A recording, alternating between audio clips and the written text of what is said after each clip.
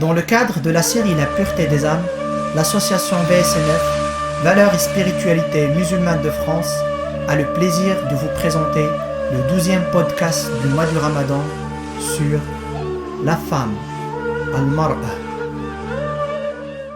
Bismillahirrahmanirrahim.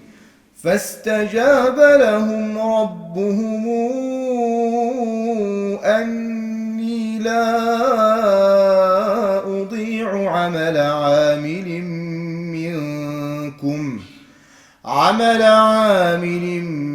منكم من ذكر أو أنثى بعضكم من بعض. Une religion qui prône l'égalité. Quand on regarde de plus près le Coran, rien n'interdit aux femmes de prendre leur place dans la société et de participer dans les organes de prise de décision.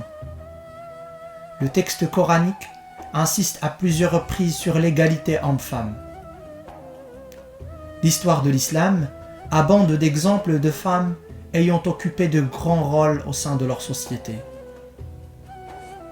Par exemple, notre mère Khadija qu'Allah l'agrée, épouse du prophète sallallahu alayhi wa sallam, qui était une des grandes commerçants de sa tribu.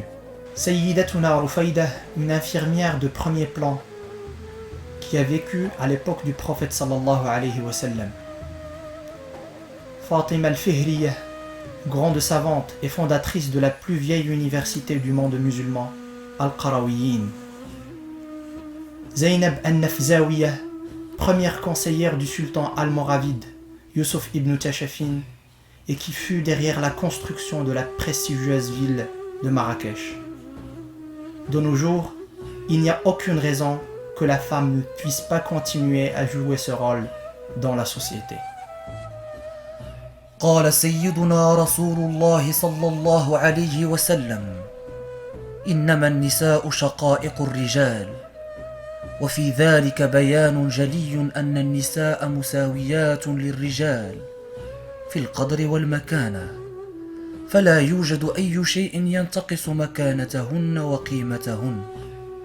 ولقد كانت وصية النبي صلى الله عليه وسلم بالنساء والأمر بمراعاتهن والاهتمام بهن دائما، إذ قال في وصيته يوم الحج: استوصوا بالنساء خيرا.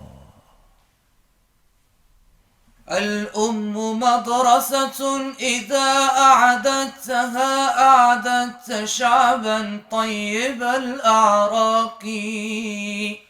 الأم روض إن تعهده الحياء بالري أورق أي ماء راق.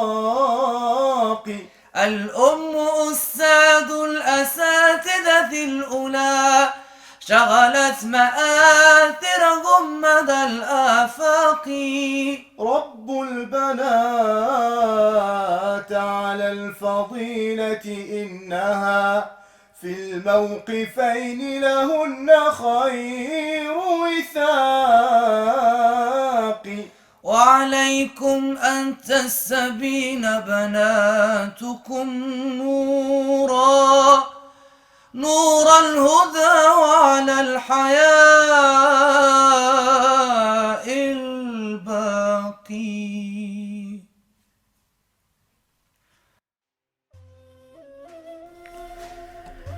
The man is a brother to the woman, and the woman is the other half of the pair. The Holy Messenger, peace be upon him, said, "Women are the sisters of men." He said, peace be upon him also, "Take my advice with regard to women. Act kindly towards women."